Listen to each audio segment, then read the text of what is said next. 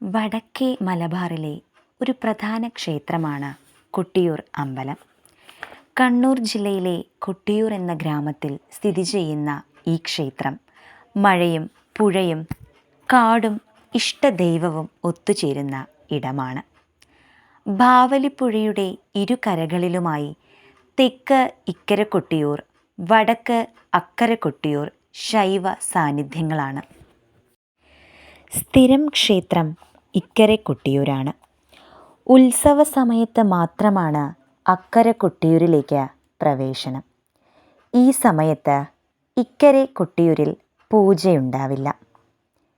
ശിവനും പാർവതിയുമാണ് പ്രധാന ആരാധനാമൂർത്തികൾ. മുളയും ഓലയും ഇലകളും ഉപയോഗിച്ചുള്ള പുരകൾ മാത്രമാണ് ഇവിടെ കാണാൻ കഴിയുക. ദക്ഷയാഗം നടന്ന സ്ഥലമാണ് കൊട്ടിയൂർ എന്നതാണ് വിശ്വാസം.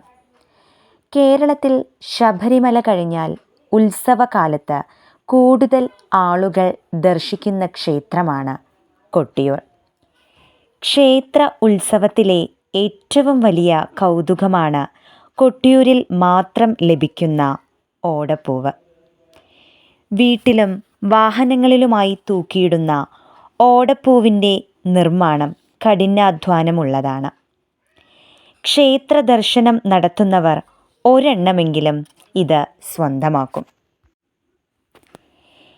27 ദിവസം നീണ്ടു നിൽക്കുന്ന ഉത്സവവുമായി ബന്ധപ്പെട്ടതാണ് ഈ ക്ഷേത്രത്തിൻ്റെ പ്രസിദ്ധി.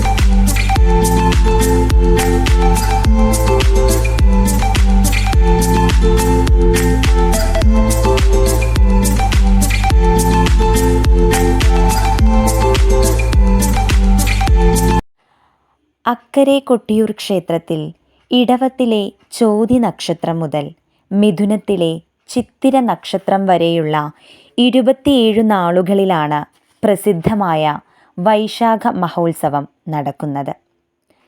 കട്ടൻ രാജവംശക്കാർക്ക് ക്ഷേത്രത്തിൽ പാരമ്പര്യ അധികാരമുള്ളവരായതിനാൽ ഈ വാർഷിക മഹോത്സവം അവരുടെ മേൽനോട്ടത്തിൽ നടക്കുന്നു. അക്കരെ കൊട്ടിയൂർ ക്ഷേത്രത്തിൽ ശിവലിംഗം സ്വയംഭൂ ആണെന്ന് വിശ്വസിക്കുന്നു.